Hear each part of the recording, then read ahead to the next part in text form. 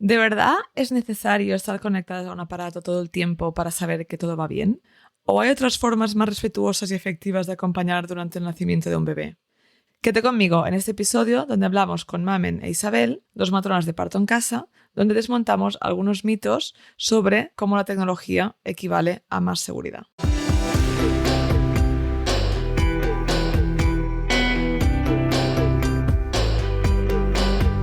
Soy Paula Ripoll, autora del libro Dar a luz con hipnoparto y fundadora de My Baby, My Birth.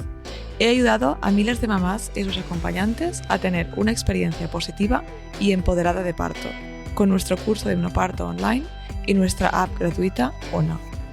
Mi misión es que consigas tener tu mejor parto ganando conocimiento para entender tus opciones y con herramientas para vivir tu embarazo y parto desde la calma.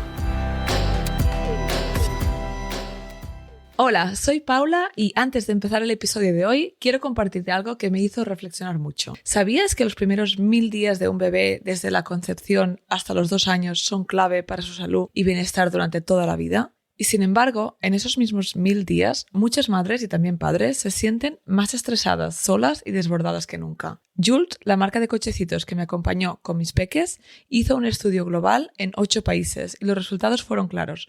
8 de cada 10 madres y padres dicen sentirse estresados a menudo. Cansancio, presión social, consejos no pedidos, preocupaciones, los gastos, todo se acumula y muchas veces sentimos que no estamos haciendo lo suficiente.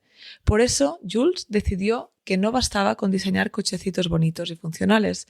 Su misión es dar un comienzo prometedor a cada bebé y también hacer que la maternidad y la crianza sean más llevaderas. ¿Cómo? Creando cochecitos cómodos, duraderos, sostenibles y pensados para las necesidades reales de las familias, pero también mostrando una imagen auténtica de la maternidad, dando voz a las emociones reales, colaborando con iniciativas sociales y recordándonos que no estamos solas. Porque cuando una madre se siente escuchada, apoyada e informada, puede ofrecer a su bebé lo más importante, un entorno estable, amoroso y lleno de calma. Y muchas veces ese apoyo empieza con algo tan simple como un yo también. Así que si estás buscando un carrito que te acompañe de verdad en lo práctico y en lo emocional, te invito a descubrir más sobre Joolz. Se escribe Joolz. Te dejo el enlace en la descripción del episodio. Gracias Joolz por patrocinar este podcast. Antes de empezar con el episodio de hoy, quería contarte 2 cosas importantes que vienen ahora en enero. La primera es que ya está abierta la inscripción a mi masterclass gratuita para profesionales, que será el 12 de enero. Es una clase de 1 hora donde te voy a explicar cómo acompañar a las madres a vivir su mejor experiencia de parto, utilizando las herramientas de hipnoparto, con evidencia, casos reales y ejemplos prácticos que podrás aplicar desde el día siguiente. Si acompañas a embarazadas como matrona, obstetra, doula, fisio, psicóloga perinatal o profesional de la maternidad, esta clase te va a encantar. Puedes registrarte gratuitamente en mi web mybabymybirth.com/masterclass-profesionales. Te dejo también el enlace en la descripción. Y lo segundo es que en enero también tendré mi próximo curso grupal de hipnoparto, el fin de semana del 10 y 11 de enero, que seguramente será el último que imparta antes de dar a luz a mi bebé. Es una fecha que suele llenarse muy rápido, así que si estás embarazada y quieres prepararte para vivir tu mejor experiencia de parto, te recomiendo reservar tu plaza cuanto antes. Vas a mi web mybabymybirth.com, cursos grupales y allí encuentras toda la info. Y ahora sí, vamos a por el episodio. Bienvenidas al episodio 131 del podcast Tu mejor parto de My Baby, My Birth. Hoy tenemos con nosotras a Mamen y a Isabel, que son matronas de parto en casa en Sevilla. Hola chicas, ¿qué tal? Hola Paula, hola, ¿qué tal? Pues muy bien, con muchas ganas de hablar con vosotras hoy, la verdad. Hoy hablaremos con ellas sobre un tema del que se habla poco, pero que tiene un impacto en cómo vivimos el parto, la monitorización del bebé y de la madre en el parto. Isabel y Mamen son matronas de parto en casa en Sevilla. Ofrecen acompañamiento de embarazo, dilatación y parto en casa, seguimiento posparto y asesoría de lactancia materna, tanto en Sevilla, Huelva, Córdoba y Cádiz. Isabel ha trabajado en atención primaria y desde 2022 atiende partos en casa y ha tenido diferentes formaciones. Y Mamen se formó en Londres como matrona en 2020, donde tuvo también a su primer hijo, que nació en casa, y ahora atiende partos en casa en Sevilla con Isabel. Así que, bueno, tiene una buena experiencia, un buen recorrido. Y nada, hoy pues decidimos hablar de este tema porque es algo que no hemos hablado específicamente en el podcast. Sí que he salido a veces, pues tanto en mamás que nos explican su parto como en alguna otra conversación, pero me apetecía mucho abordarlo porque es verdad que en España se utiliza mucho la monitorización continua en casi todos los partos y no es la única opción, ¿no? Pero bueno, vamos a hablar para que se entienda bien qué es esto y vamos a explicar bien los conceptos. Chicas, ¿me explicáis un poco para qué sirve la monitorización fetal y cuáles son los principales tipos que existen? Sí, mira, pues la monitorización fetal es un recurso que tenemos los sanitarios para valorar desde fuera el bienestar del bebé, viendo cómo varía su frecuencia cardíaca. Es el recurso que tenemos más cercano, digamos, a la verdad, que nunca es 100% infalible, porque nunca puedes interpretar 100% lo que está pasando, pero sí que es lo más factible que tenemos para valorarlo. Consiste en unas ondas que captan la frecuencia fetal del bebé.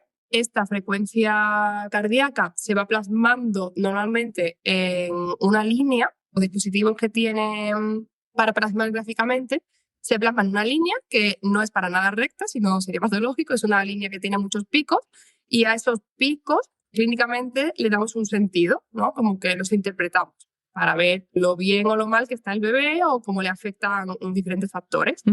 Hay dos tipos, ¿no? Como bien dices, se usa mucho la continua, pero también está la opción de la auscultación intermitente. Y son bastante diferentes. O sea, la monitorización continua, que es la que se usa casi siempre en el hospital, pues son unas sondas más grandotas, ¿no? Que se colocan dos, porque no solo se mira la frecuencia cardíaca del bebé, sino que también valoramos las contracciones. Se utiliza un dispositivo que es un registro cardiotocográfico, se llama. Con una miramos las contracciones y con otra ponemos la frecuencia del bebé. Esto se coloca alrededor de la barriga de la mamá como unos elásticos para que quede sujeto. Pueden tener cables o ser inalámbricos y va todo el rato haciendo como un trazo de cómo son esas contracciones, que gráficamente son como montañitas, y cómo es esa frecuencia del corazón del bebé.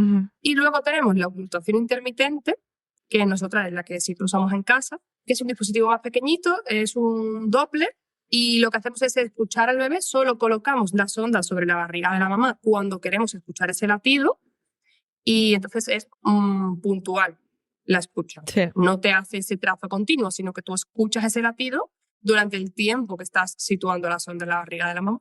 Vale, claro, el primero es las correas, ¿no? Lo que corrientemente las mujeres hablan como, me han hecho correas. Sí. Y lo que se hace en casa, o también se podría hacer en un hospital, o sea que se utiliza menos, es el Doppler.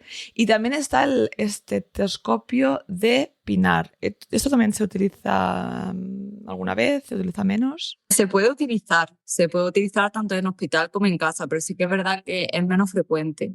Nosotros a veces lo usamos durante el seguimiento del embarazo y le enseñamos a los papás cómo usarlo para que puedan escuchar el latido del bebé sin estar artefactado, ¿no? Vale.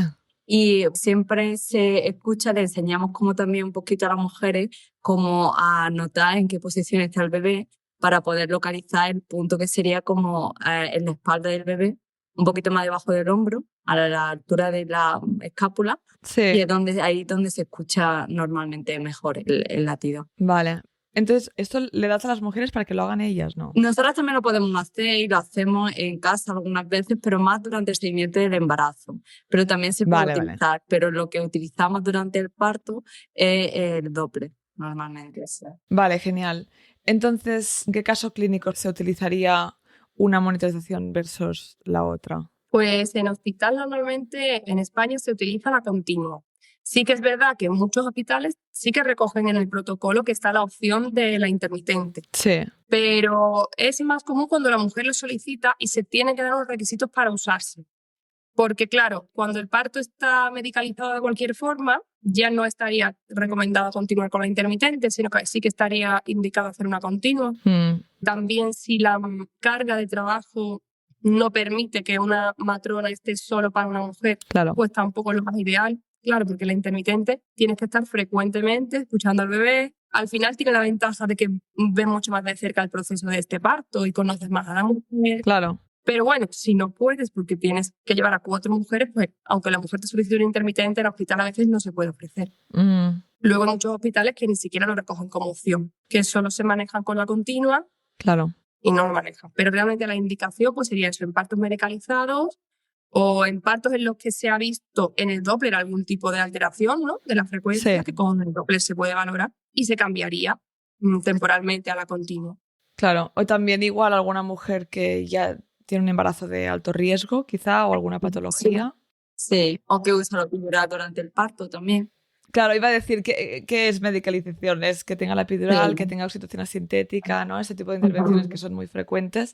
Entonces ya la recomendación es la monitorización continua.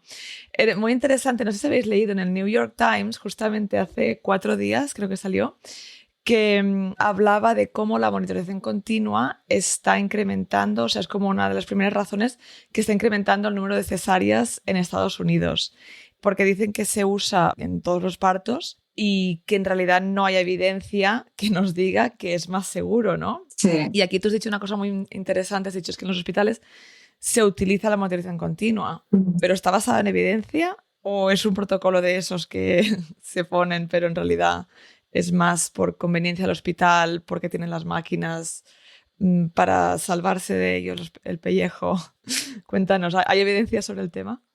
Lo que la evidencia muestra es que realmente no hay mejores resultados ni para el bebé ni para la madre y aumenta ciertas complicaciones, la instrumentalización del parto y el número de cesáreas.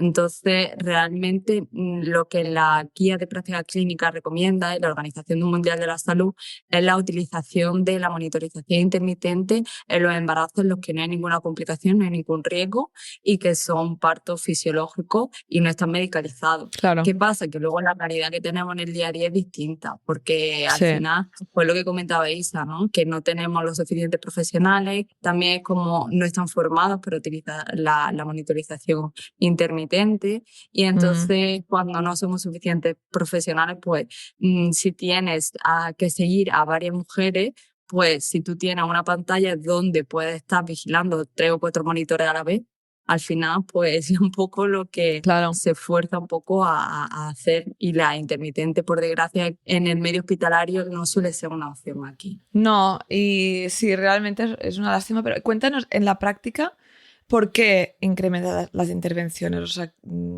eso es lo que dice la evidencia, pero ¿qué quiere decir eso?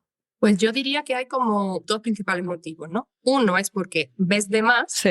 ¿no? Porque sabemos que durante un parto pues la frecuencia no va a ser como la que tú puedes ver en una consulta rutinaria de embarazo que hagas para un seguimiento, ¿no? Claro. Sino que, bueno, el bebé al final está sometido a cierto estrés y hay ciertas alteraciones de esa frecuencia que son fisiológicas según la etapa del parto, ¿no? Esto siempre hay que valorarlo en contexto. Una tira de monitor, ¿no?, que le llamamos, no se puede valorar sin saber en qué momento está pasando esa línea, ¿no? Porque puede ser completamente normal o puede ser muy patológica según lo que esté pasando. Entonces, claro, por un lado esto, que ves de más, ves lo que ocurre durante la contracción, lo que ocurre antes, lo que ocurre en medio. Cuando haces la intermitente, escuchas al bebé después de una contracción. Sí. Entonces, si ha bajado puntualmente la contracción y ha subido y eso ha sido rápido y ha recuperado perfectamente, esto no es perjudicial y no hay que tomarlo como tal. Al final, tú subjetivamente, si ves que un bebé hace esto en las contracciones en un monitor continuo, puedes llegar a sentir que es patológico. Claro. Y esto hace que intervengas más. Claro. Y luego, por otro lado, también es que afecta al parto. Porque, claro, la monitorización continua conlleva que la mujer está más limitada. Sí. Sobre todo en movilidad, ¿no? Porque si tiene cable, pues ya solo tiene el margen de movimiento de lo que mida el cable, que será un par de metros. Luego, si se pierde el sonido, porque la finalidad de que sea continua es que tú veas el trazo como perfecto, digamos, ¿no?, de todo el tiempo del bebé. Sí. Para esto la mujer tiene que estar muy quieta. Claro. Si se cambia de postura, pues ya no lo escuchas. Si se va moviendo con la contracción, que es lo que el cuerpo te pide. Claro, entonces si vas juntando todo esto, pues al final también es mucho más fácil que la mujer ella misma, ¿no?, pues no vaya a poder acceder a la analgesia. Por ejemplo, el agua, Claro. porque no se puede sumergir o porque no se pueda mojar. Claro. O los masajes, porque tienes unos elásticos ahí alrededor. Entonces hay más demanda de analgesia porque te puedes mover menos. Claro. Esto hace que el parto fluya menos y también puede al final por sí solo conllevar a que ese parto pues sea más intervenido. Claro, también al no poderte mover o limitarte la movilidad, también igual el bebé está en una mal posición, no se puede acabar de girar, ¿no? O sea, son tantas cosas en las que implica que me parece muy fuerte que se priorice eso antes de la movilidad y hacer cosas para que ese parto fluya, ¿no? Has dicho algo antes interesante, el tema de que a veces se puede detectar que el latido del corazón del bebé, pues eso, ¿no? Que haya unos cambios y que parezca patológico, pero que en realidad no es. Esto a veces muchas madres, ¿no? Hablan, dicen, no, es que el bebé estaba sufriendo. Y en algunas veces será verdad y esa cesárea era necesaria o una instrumentación era necesario, pero se utiliza mucho, ¿no? Y claro, tú como madre te dicen esto y muchas veces no sabes qué preguntar o qué decir, simplemente aceptas la intervención que te propongan, ¿no? Pero yo, por ejemplo, recuerdo en mi parto en casa con el uso del Doppler, había un momento ya casi al final, bueno, yo no lo oí, mi marido sí, después me lo contó, pero que veían que el latido del corazón del bebé, la tendencia era a la baja, ¿no? Pero las matronas, bueno, sin más, iban registrando, iban viendo y sí que había un punto que decían, ya está bastante bajito, vamos a ver cómo van las siguientes 2 contracciones porque igual sí que tenemos que trasladar. Pero simplemente que lo monitorizaban, lo miraban y tal. Al final no, o sea, todo no fue bien, avanzó. Pero quiero decir que eso también, ¿no? Hay muchas cosas que se detectan igual con el Doppler, pero desde la calma, desde ese tiempo, ¿no? Porque también es bastante raro que de repente pase algo, ¿no? Un parto que estaba yendo bien, una mamá sana. Lo vais viendo, hay una tendencia, ¿verdad? Sí, va dando signos. Y lo bueno que tiene es que, por ejemplo, ¿no? Nosotras vamos haciendo una monitorización intermitente que suele ser durante la dilatación del parto, cada unos 15-20 minutos después de las contracciones, y durante la parte de los pujos hasta el nacimiento con más frecuencia, cada 5 minutos después de las contracciones. Pero si, por ejemplo, nosotros detectamos algo que se desvía de la normalidad, o, por ejemplo, hay momentos clave como la rotura de membranas cuando se rompe agua, ¿no? Sí. O si vemos que el dolor que la mujer tiene nos puede estar dando una señal de que algo se puede estar desviando de la normalidad, cualquier signo, ahí la monitorización intermitente la hacemos con más frecuencia, porque al final nos va dando información. Y es lo que comentas, Paula, que al final es un poco como vamos viendo, pero más desde la calma, y cuando es un proceso en el que no hay ningún problema, porque al final estamos hablando de parto, que es un proceso fisiológico, ¿no? No suele ocurrir ese tipo de cosas. Aparte de que los niños, o sea, los bebés están preparados para aguantar una bajada fuerte de la frecuencia cardíaca. Nosotros, nuestro cuerpo como adultos no podría soportar eso, pero ellos tienen una serie de mecanismos en el que protegen los órganos principales, en el que la conexión a la hemoglobina es mucho más rápida, mucho más fuerte. Entonces, como que su cuerpo tiene una serie de mecanismos para protegerse, para que no haya daño severo.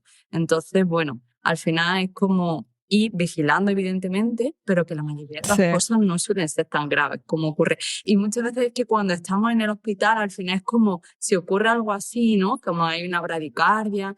También es importante como mirar hacia atrás y ver qué serie de cosas está ocurriendo, ¿no? Porque si hablamos de que ya la mujer lleva mucho tiempo en una misma postura, en la que está dificultando, ¿no? La apertura de la pelvis, porque cuando nos sentamos y cuando estamos tumbadas ya no se abre la pelvis, el sacro de la misma forma, ¿no? Entonces estamos dificultando la rotación durante la bajada del bebé, ¿no? Por la pelvis. Cuando ya estamos poniendo una oxitocina sintética, cuando ya estamos dando lugar a una serie de... Entonces, claro, sí que puede ocurrir algo, pero tenemos que mirar hacia atrás y ver qué ha estado ocurriendo antes para dar lugar a esas situaciones, ¿no? Porque no suele ser lo normal en un parto en el que no hay intervenciones externas. Claro, aquí es lo típico, ¿no? Que muchas mujeres o muchas personas dicen, uy, es que un parto en casa porque mira, a mí o a mi amiga le pasó esto, ¿no? De repente una bradicardia, cesárea, bueno, dicen de urgencia que muchas veces una cesárea no programada, pero vale, pero es que esta mujer llevaba no sé cuántas horas con oxitocinas sintéticas, que no es lo mismo, ¿no? Que tu propio cuerpo que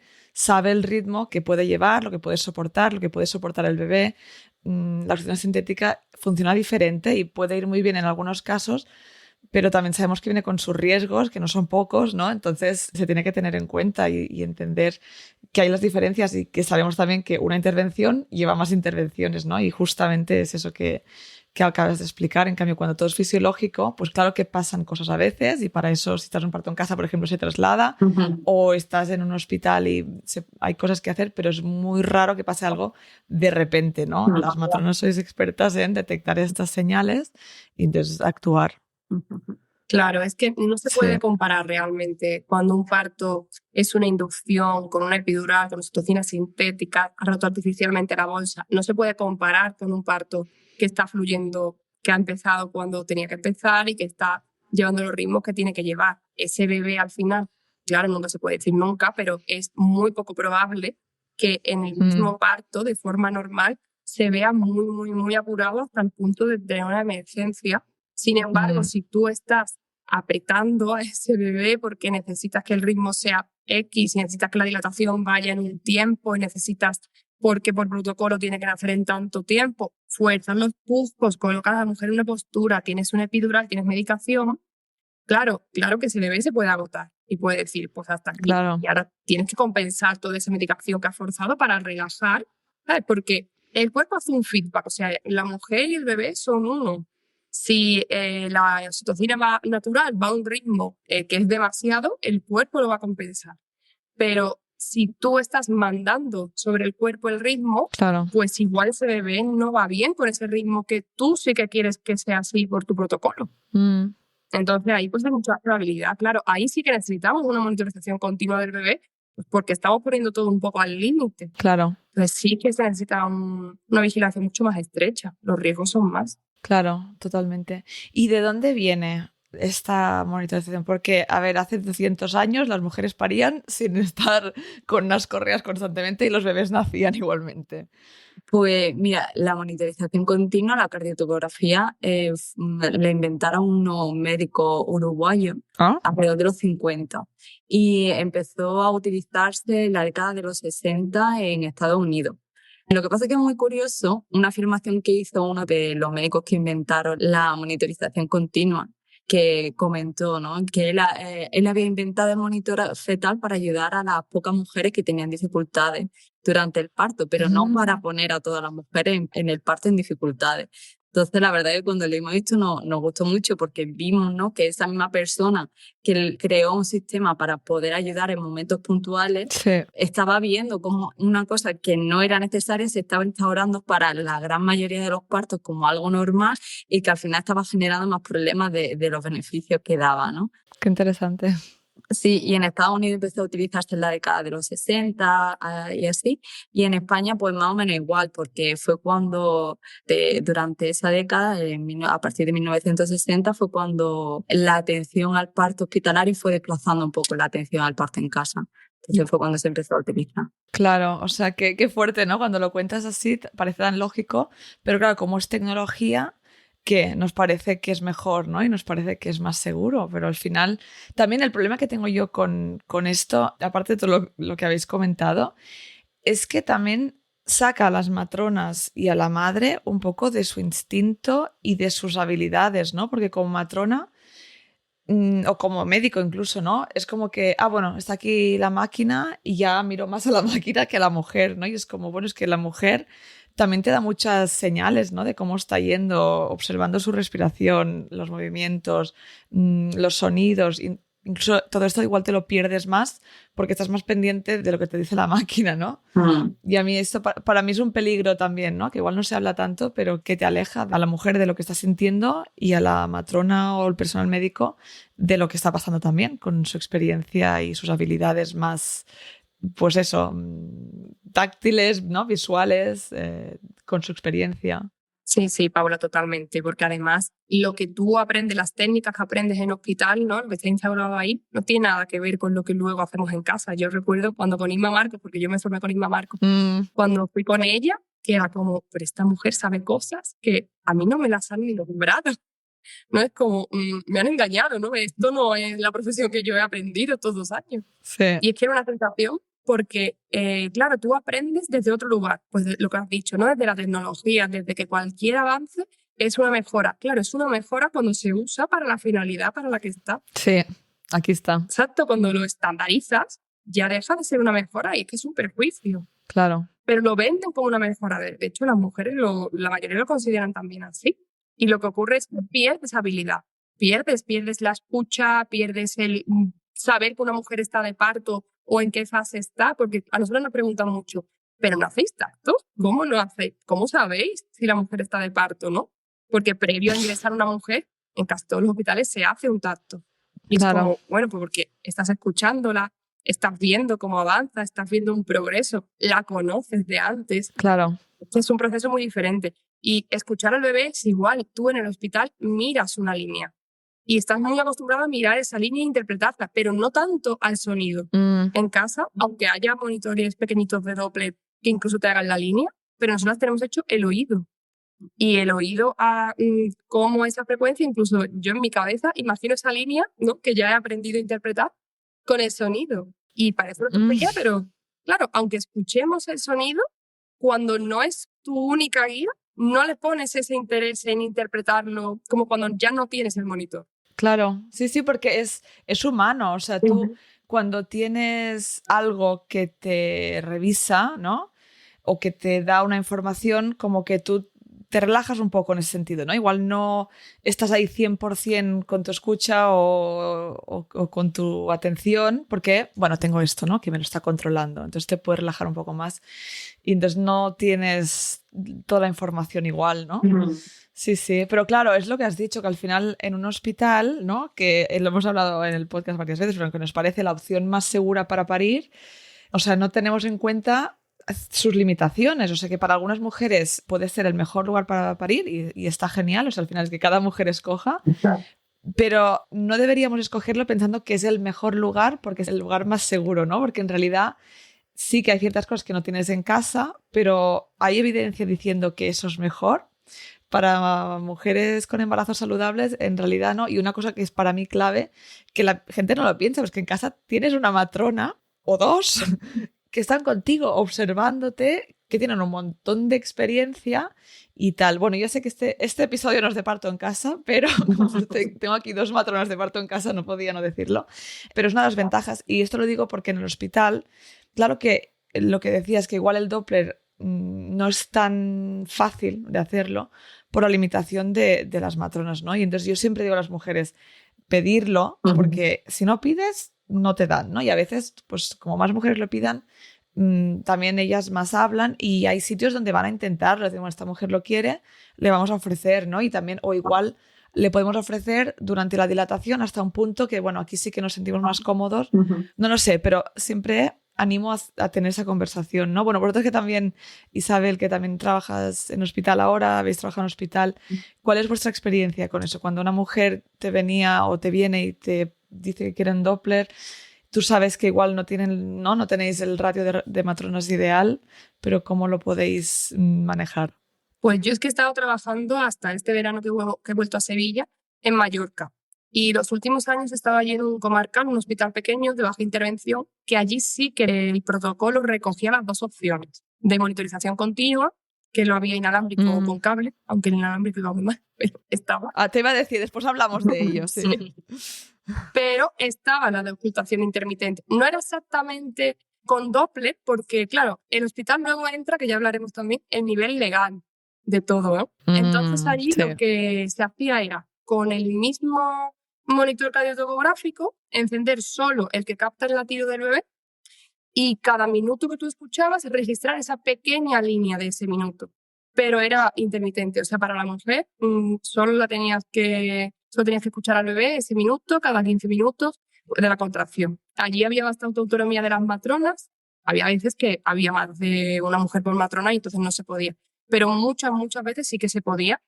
Y también te digo que cuando la mujer se pedía, se hacía, siempre que se cumpliera, ¿no?, que no hubiera ese día muchísima carga de trabajo, pero que aun estando recomendado, las matronas que de forma normal lo hacíamos, sin que la mujer lo solicitara, digamos, por su cuenta, eran muy pocas, porque al final es un trabajo de más que estás haciendo, ¿no? El ir más, el tener que estar más.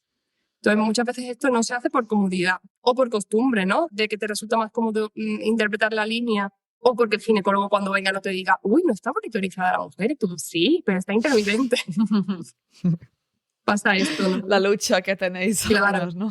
Bueno, también está la opción de que se hacen en algunos hospitales de hacer periodos ventanas en los que se quita el monitor y que la mujer pueda, por lo mejor, meterse un poquito en la ducha, moverse, Claro. utilizar la pelota, ¿no? Entonces, bueno, está también esa opción. Pero claro, al final depende un poco del hospital, del protocolo, del equipo, porque claro, al final es como lo que estaba comentando Isa, ¿no? Que a lo mejor algunos matrones están más abiertos a estas opciones, pero luego también depende un poco del resto del equipo que haya y bueno.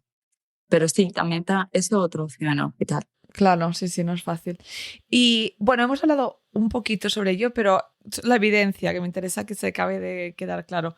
¿Hay evidencia que nos diga que es mejor o qué nos dice la evidencia sobre estos dos tipos de monitorización? Pues tanto la NICE Guidelines de la última actualización en el 22 y como la Organización Mundial de la Salud en 2018 nombraban que la intermitente es la que se recomienda para mujeres que tengan embarazos sanos, que no tengan ningún tipo de patología y con un parto que no esté medicalizado.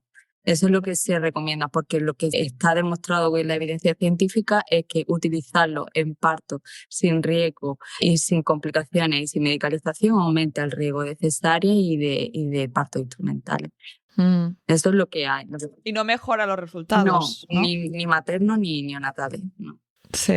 Al final, cuando estaba hablando un poco de cómo interfiere, ¿no? Y tal, es que también una de las maneras en que la monitorización continua interfiere es la producción de la oxitocina, que necesitamos que esa mujer produzca de forma natural durante el parto, ¿no? Entonces, sí, como comentabais, ¿no? Es que yo me estaba acordando de algunas situaciones que ocurren muchas veces en el hospital, que como al final estamos mirando el monitor, también las mujeres están mirando muchas veces el monitor, ¿no? Y también Claro. ocurre eso, ¿no? Que a lo mejor la mujer se mueve, la sonda se desplaza, en vez de detectar la frecuencia cardíaca del bebé, empieza a detectar la de la madre, y entonces se oye como una bajada, entonces ya empieza a pitar el monitor, la mujer se asusta, sube el cortisol, Claro. la adrenalina, ya vamos en contra de la fisiología, ¿no? Total. Y es una pena porque también es verdad que viviendo en una sociedad en la que nos desconecta tanto de nuestro instinto y de nuestro cuerpo, cuando las mujeres llegan al parto es difícil algunas ocasiones como que ellas confíen, ¿no? Que confíen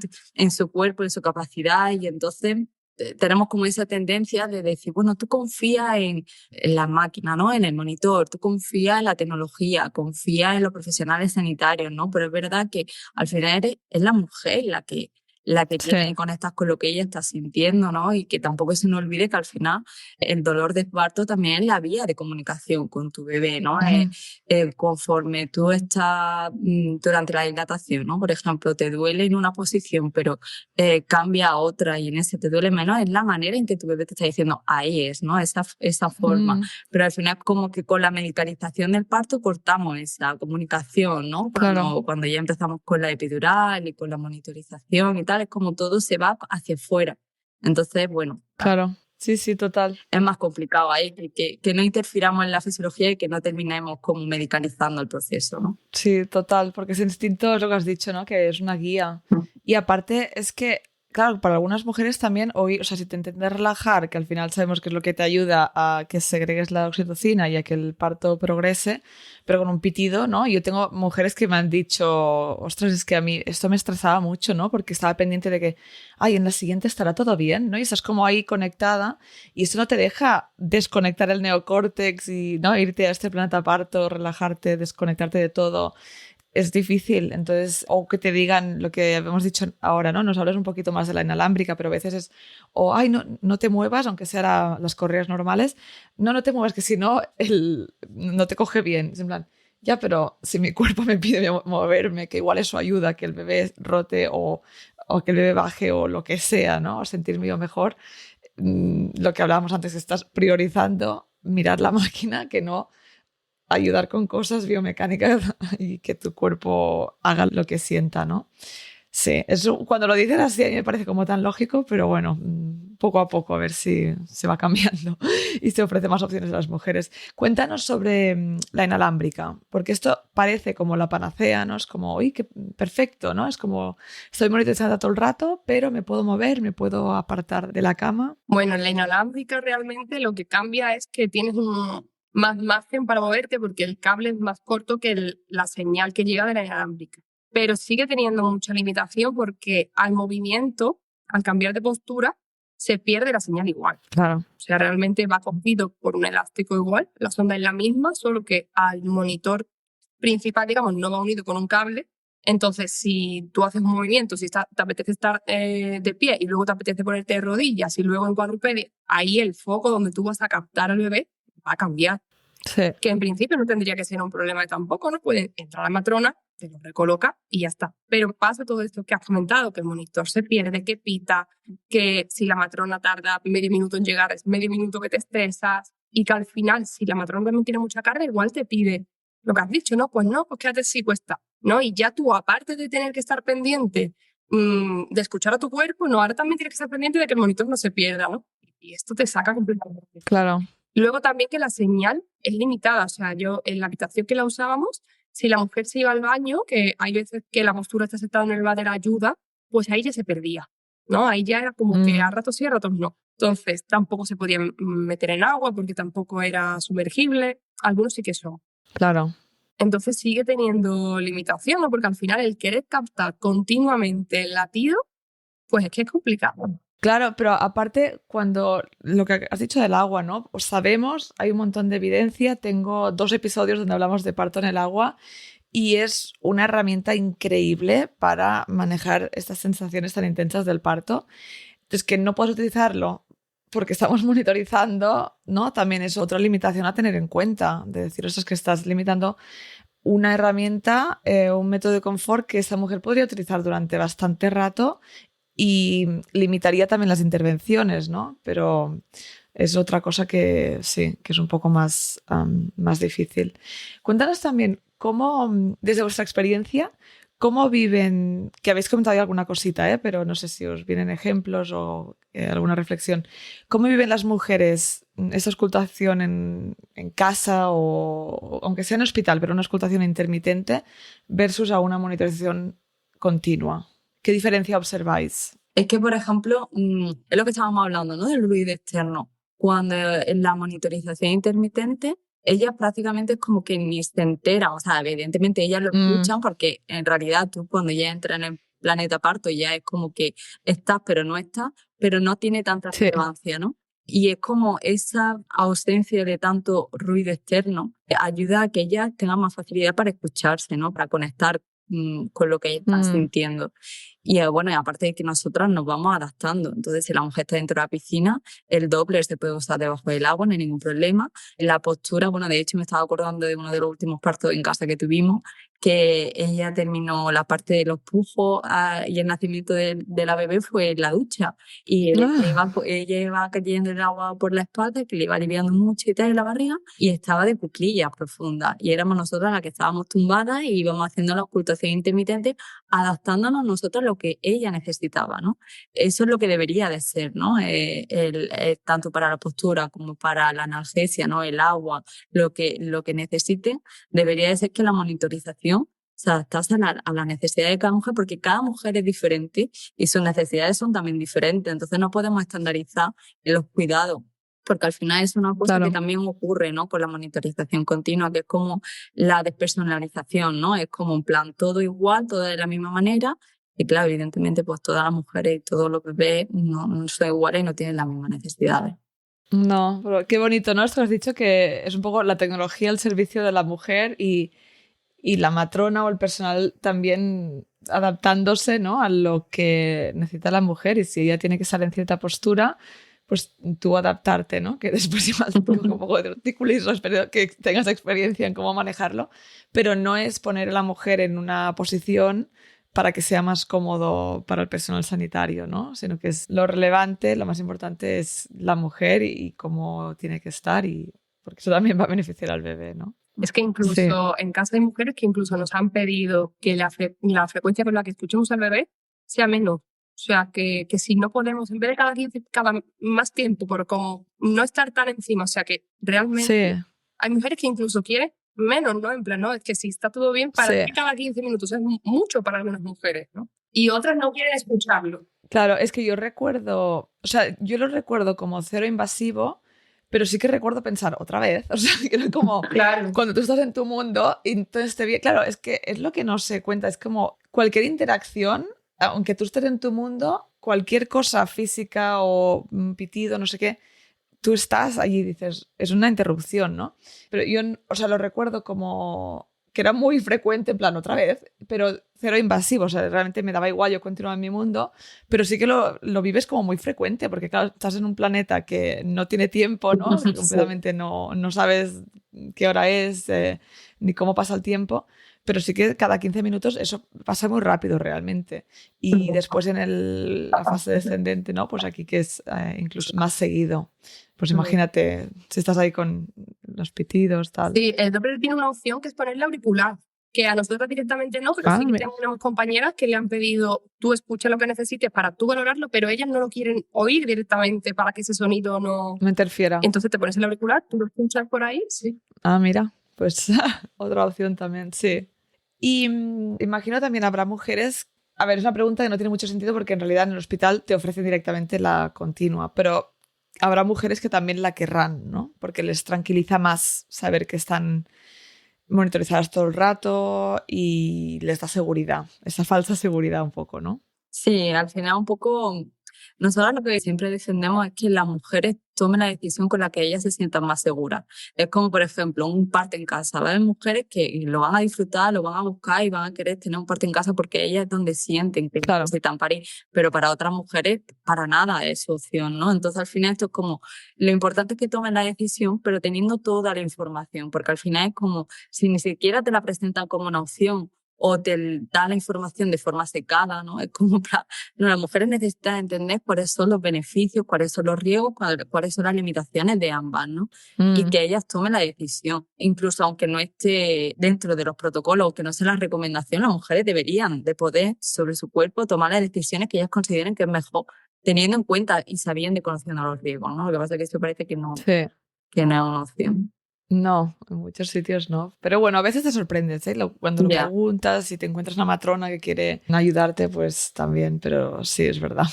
Entonces, ¿cómo podemos hacer este cambio? O sea, ¿qué crees que es necesario hacer para que se ofrezca más como una opción, que hoy en día no es tan realista, ¿no? Bueno, nosotros pensamos que es muy importante primero que los profesionales se formen y que aumente la ratio, ¿no? Porque claro, si se necesita one-to-one care, pues entonces va a ser muy complicado en los hospitales teniendo en cuenta cómo estamos de personal, ¿no?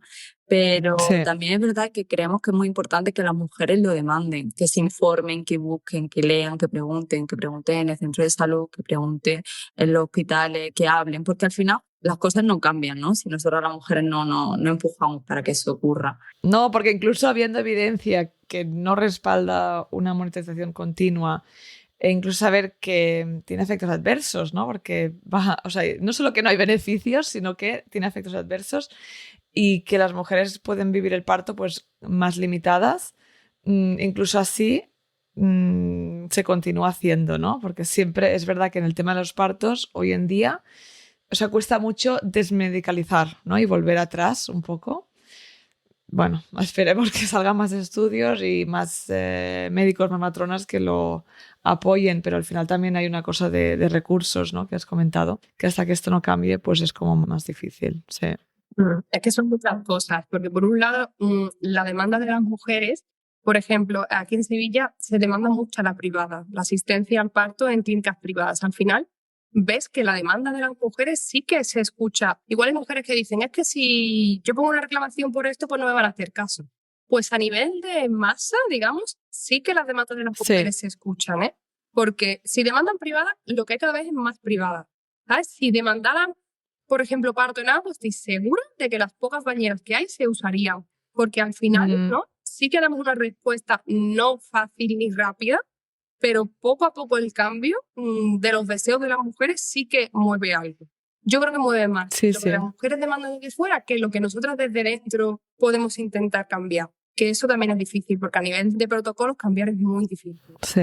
Con kilos de evidencia sigue siendo muy difícil. Es como siempre se ha hecho así, ¿no? Y estoy cómoda y segura con esta forma mía de trabajar y aunque esta me diga la evidencia que es mejor, hay mucha resistencia al cambio. Mucho. Claro, antes habéis comentado por encima el tema legal, ¿no? En los hospitales, Sí. que igual se siente uno más tranquilo diciendo, bueno, ante un juez, si pasa algo, es como que, bueno, sí, pero estaba la monetización y no marcaba nada, ¿no? Es como que culpa a la máquina. ¿Es un poco por aquí? Sí, es que al final el hecho de tener impreso el registro cardiotocográfico es como una evidencia física que ellos pueden utilizar para justificar las intervenciones, ¿no? Entonces, bueno, también se utiliza un poco por eso. Porque al final ellos se sienten como más respaldados, más seguros también así, ¿no? Es como... Sí, lo que hablábamos de la seguridad que nos da la tecnología, Ujú. aunque después igual sabes que es mentira, porque a veces, no sé si esto se registra, pero a veces imagínate una cesárea que se hace Ujú. donde después el bebé nace perfectamente, o sea, el bebé no tenía ningún problema, pero se hizo porque se nos marcaba que ese bebé no lo estaba pasando bien. Aquí, ¿esto se registra? A ver, es que es complicado porque, claro, ahí estamos de vuelta en las limitaciones que tiene la monitorización continua. Que esté todo bien, vale, está todo bien, pero si ahora empiezan a aparecer alteraciones en la monitorización continua, eso no asegura al 100% de que ese bebé lo esté pasando mal. Porque luego, lo que Claro. tú comentas, ¿no? Que hay muchas ocasiones en las que se hace una cesárea urgente y luego el bebé nace y está en perfectas condiciones, ¿no? Claro. Pero como estamos mirando la máquina, pues hacia ahí vamos, ¿no? Es como en plan, por si no vaya a Sí, ser sí. que, y entonces pues ya la adelantamos, cuando a lo mejor no era necesario. O al revés. Al Sí, revés sí. también puede pasar, que tengas un monitor de libro, ¿no? Pero estés subiendo citocina, estés haciendo, la mujer a lo mejor expresa algo, pero el monitor está todo bien y luego ese bebé no estuviera tan bien como parecía. Sí. Esto también pasa, porque al final no es infalible el monitor es, pues al final lo más seguro que tenemos, lo más cercano, ¿no? Pero no es 100 de 100 nunca. Claro. Sí, sí, o sea que a veces pueden pasar cosas que no se detectan también, ¿no?